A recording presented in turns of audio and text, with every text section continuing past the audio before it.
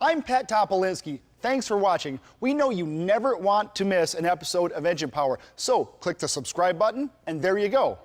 It's the big subscribe button right there. This old piece of Ford iron fired right up when we gave it fuel and spark. Today, we give it power. Whoa! That is a new engine right there.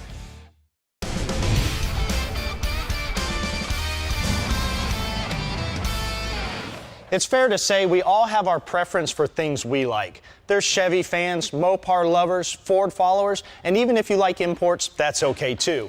We just all have to work together to keep the automotive industry strong, and with the car culture we all share, we can do that for years to come.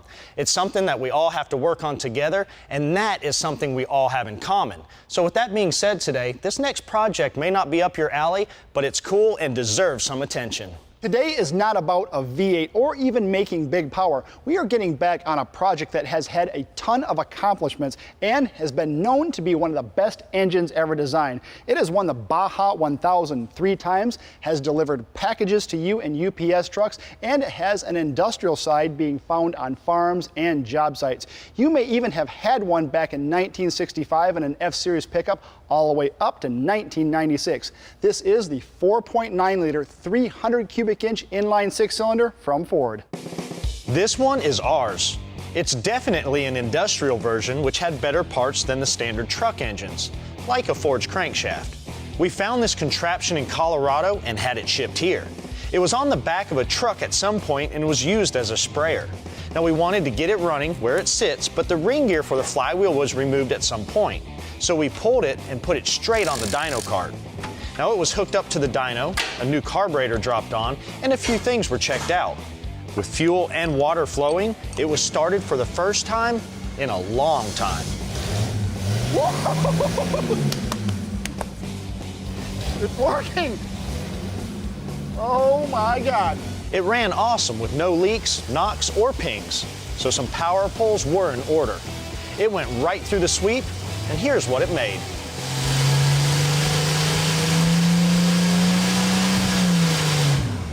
As far as we can tell, this engine has never been messed with, but we are going to change that today. We have some performance parts that we will be installing on a step-by-step basis to see how they affect power. Now, they are going to be a mixture of performance parts that are off the shelf from different manufacturers, and you can buy them all at Summit Racing Equipment. The first part we are going to bolt on is a hooker header.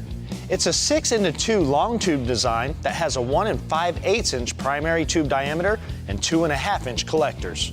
The second performance goodie is an Offenhauser C-Series manifold.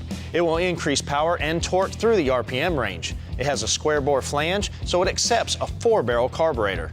Roller rockers are always a great upgrade to the valve train. These are Harlan Sharp's stud mount rockers that sport a 1.6 ratio. They are a full roller and have an aluminum body. This is a Summit Racing HEI or high energy ignition distributor. It's blueprinted, has a magnetic pickup, plus mechanical and vacuum advance. The coil that's included produces 50,000 volts. Does this catch your attention? Let's just say this engine will be around for a little while and we have some super cool plans for it. We don't need this mechanical governor, and lucky for us, it was barely hooked up to begin with. To increase our chances of removing these very old and rusty fasteners, we'll spray them with Seafoam Deepcrete. Some of the fasteners came out easily, while others needed persuasion.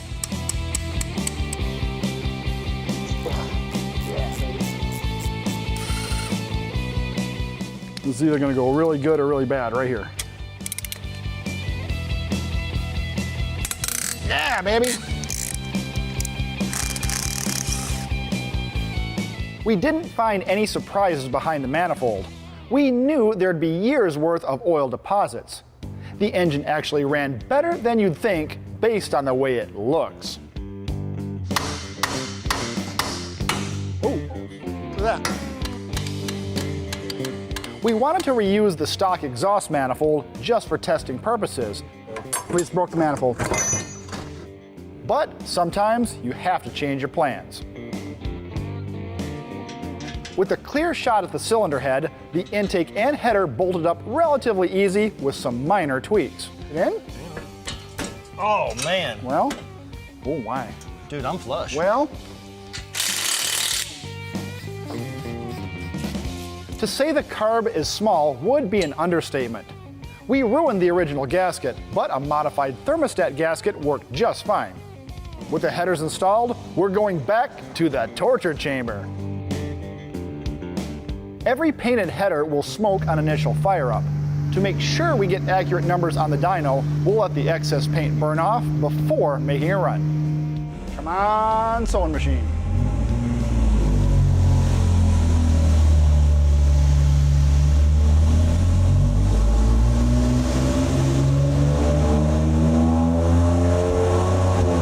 Oh yeah.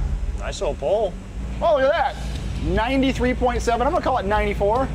226 pound-feet of torque. Not bad. I mean, that's better than what the stock exhaust manifold was, right? Yes, it is. Now that affects the carburetor, that affects a bunch of stuff. We just literally jammed the header on and made a pull. So we've mismatched some parts immediately when we put that big header on there. We're up 5 from the stock one. See? That's worth it. That is 5% power. Up next, we like things that make life in the shop easier.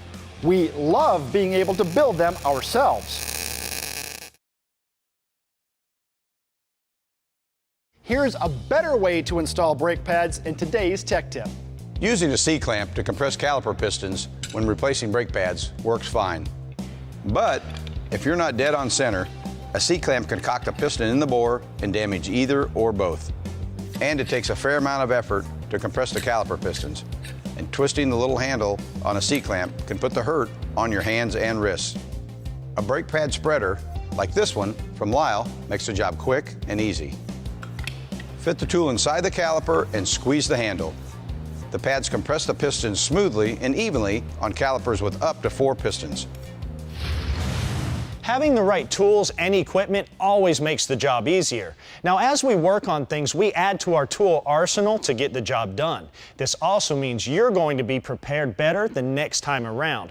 Now, this covers a wide variety of things from hand tools to power and air ones, and even more complex items like scanners and even welders, which is the topic we're going to handle. Welders and welding equipment are offered by several different companies, from entry level all the way up to professional welding equipment. They're handy to have around any shop, or even if you are a hobbyist or an artist, since you can weld metal art together with it. They are especially important in the automotive industry, from working on a factory assembly line all the way to your backyard, like welding a cage in your hot rod. We use welders on a regular basis here in the shop. Typically it's MIG and TIG, but sometimes we do break out a stick welder. Today we're going to cover a new MIG welder that we got in a little while ago. Now, I've used it several times and it's a fine machine. It also has a color that you won't forget once you see it. Everybody say hello to the Forney Industries 220 multi-process MIG welder. This welder has a ton of features and a great size. It's multi-process, so it can be used for MIG, TIG, stick, and flux cord. It works with 120 or 240 volt and has an amp range from 80 amps using 120 volt to 200 amps on 240. The welding capacity of this machine is a 1/2 inch. It can be spooled up with 30 or 35 thousandths wire diameters and can be used on solid steel, stainless, cast iron, and aluminum when using a spool gun. The digital displays are super bright and easy to read. Now, the setup also sports an all-metal drive system. Here's a quick look at all the accessories that come with the welder. You get a 200 amp Pro Grip MIG gun, ground clamp with cable, electrode holder with cable, an input power cable, flow gauge with hose, and extra contact tips. This is the ideal welder that will handle do-it-yourself projects or turn up the wick, and it can be used as a light industrial welder. With all of the 1-inch square tube for the cradle cut to length, we can start welding it together. A square is used to, guess what, keep it square. It tacks the tubes together nice and clean. There's hardly any slag at all. When laying the welds down, the machine is very stable. The MIG torch is very comfortable, and Forney's automatic welding helmet protects the eyes great. If you have been intimidated by welders because of the settings and not knowing how to adjust the machine, that is over. Forney includes a setup chart on the inside of the spool door that tells you everything you need to know. In every shop, there's always something that needs welding. Given the 220 MP's ease of use and affordable price, there's no reason not to have one in your shop. It's important to recheck your measurements occasionally as you're welding, just in case any of the pieces have gotten knocked out of alignment or distorted by the heat of the welding process. Everything looks good, so we'll keep going. After the engine cradle cools down, it's bolted up to the back of the engine. A tab made from 1/8" flat stock is fastened to the side of the engine, and some 1" square tube is used to brace it.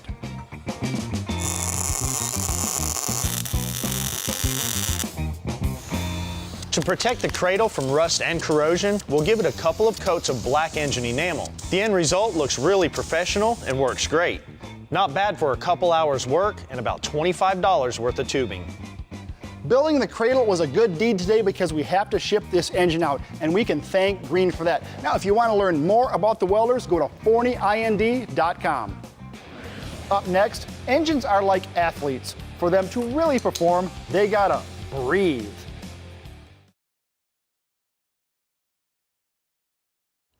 We are still in the dining room putting some parts on our 300 Ford project before we tear it down to do the big build. And the first thing we've done is we've replaced the stock exhaust manifold with a header. Now, we did show a little bit of a gain. We cracked 90 horse. We made 93.7 horsepower, 226 pound-feet of torque. That is up from the old peak numbers, but it doesn't tell the whole story.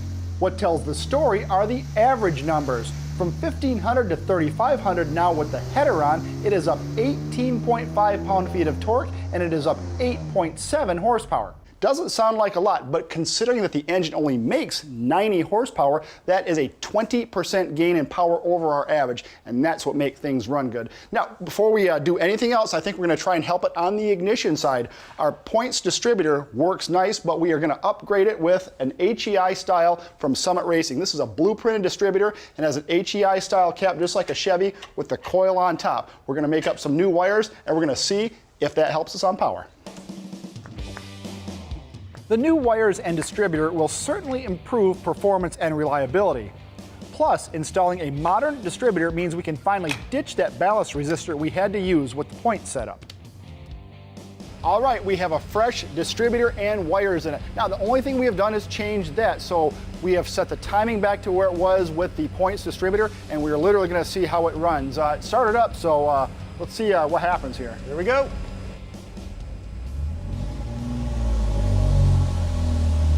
So far, so good.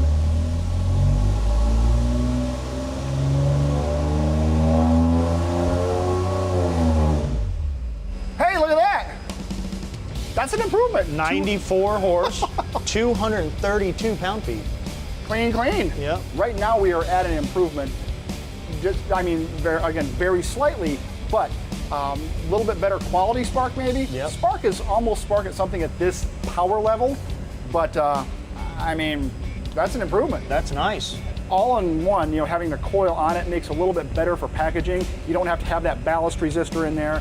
I think it's a little bit better setup, and it looks good, it runs good. Well, the wires are a testament to the MSD wires. You have a lower ohms of resistance per foot. Yep. All right, that's cool. so you were leaning somewhere before we did that. So let's go ahead and see what happens when we open up the intake side. Yeah, I think we could definitely make an improvement on the intake side of this engine. So And we have something for it. we have a little something for it. Industrial engines are often built to run long, but not strong, and the induction setup on the 300 handles the job well. Since we're looking for more power, we're installing an Offenhauser C-Series intake manifold. It lets us run a 4-barrel carburetor, delivering enough fuel and air to the cylinders to hopefully make a sizable power gain. The carb is a well-used street demon from a previous project, and it's rated at 625 CFM. Yeah, that's the carb that was off the Seafoam Camaro original engine, so we know it runs, and it ran okay. Yeah. This will be a good one. I think the engine will turn higher, so crack it up to 4,000. Deal. I bet you this is going to be significant, because the manifold vacuum on the old one, on that little log manifold, had over 9 inches of vacuum. And a 1-barrel in that little hole. Yeah. All right, who's ready?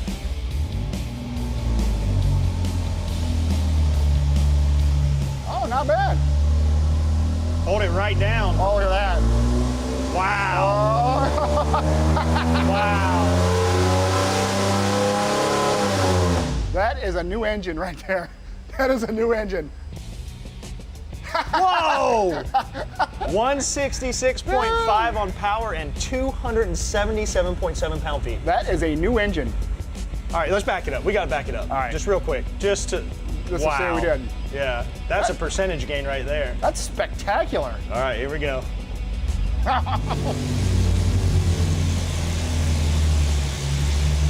It doesn't actually mind that carburetor too much.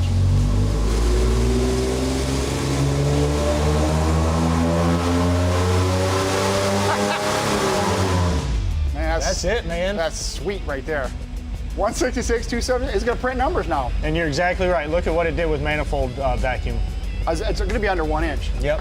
Yep, it was over 9 inches, and now okay, so there's a good example of manifold restriction, right? You have a one barrel and a very restrictive intake tract, and we literally did nothing. We didn't change a cam, we didn't change a spring. We did this in incremental changes, and now we've taken an engine that topped out at 95 horse, and now it's making 166 by a manifold and carb. It's insane.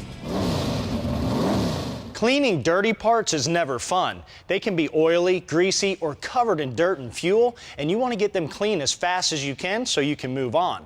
Well, CRC has the answer with their new Parts Cleaner and Degreaser Pro Series. This stuff cleans parts up to 14 times faster than the competitors.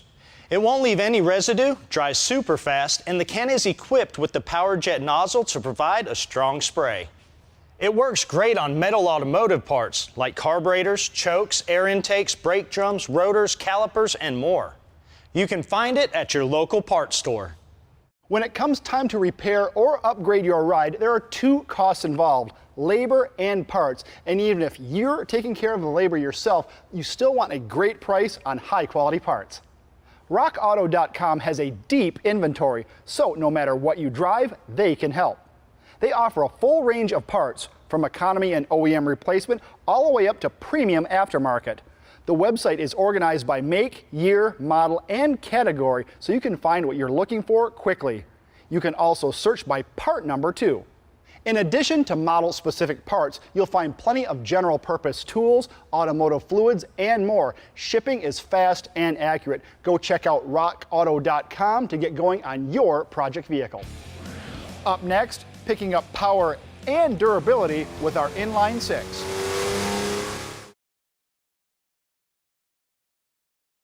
The Ford 300 inline 6 almost doubled its horsepower after changing the induction setup, but we are not done yet. Well, we're on a good path so far. Everything's picked up power. This is like a time capsule right here. Look at this gem. Wow. That is extremely clean. There's nothing sitting in the head. Wow.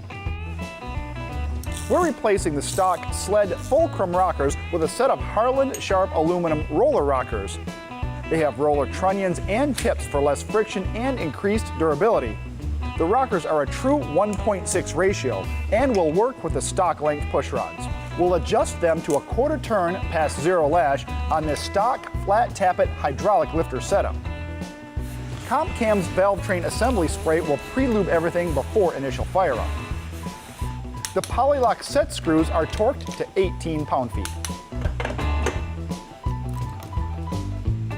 All right, rocker arm change. Aside from all the other things that we've done, this is one of the big things we've actually had to crack the valve cover off and put an internal part in it. So I hope it does something. If nothing else, it's good for longevity, and we're going to use them anyway in another build. So exactly. It'll be interesting to see what this does versus a stock set of sled fulcrum rockers. So. All right, I got all the notes in. Same pole. Yeah. Ready to rock? Yeah, give her the business.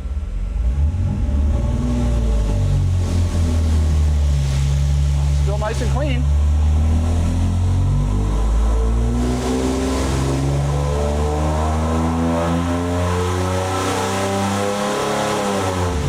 Might have snuck a couple more in her. I think it did. I saw the torque number. It was pretty good. Hey, look at that. 280.8. Yep. And 169 horse. We're so close to 170 horse. Well, watch this. It's either gonna do it or it won't. Well, we get a little heat in her. What's nice about this one with that thermostat and it's maintaining water temp, And we can go for the glory number and cool it way down, right? But this is way more realistic in real world, so.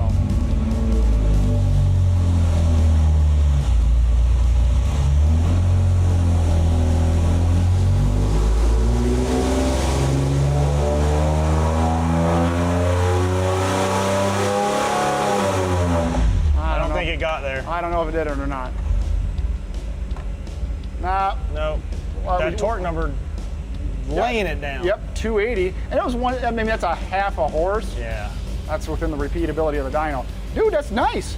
Take a look how the engine upgrades performed. From a baseline of 88 horsepower and 217 pound-feet of torque, the header gained an additional 5.7 peak horsepower and 9 peak pound-feet of torque. Changing the distributor and spark plug wires added another 1.2 peak horsepower and another 6.2 pound-feet.